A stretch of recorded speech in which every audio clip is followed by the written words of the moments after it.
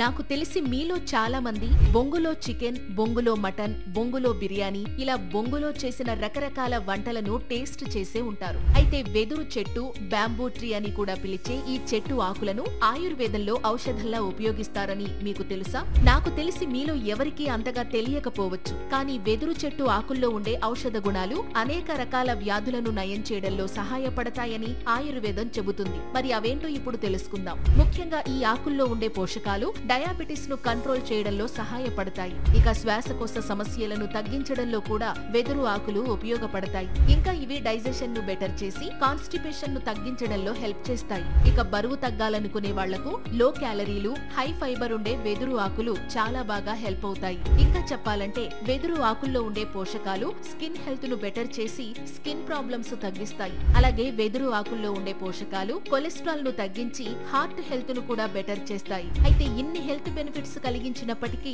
వెదురు ఆకులను ఆయుర్వేద నిపుణుల సలహా మేరకు మాత్రమే ఉపయోగించాలి.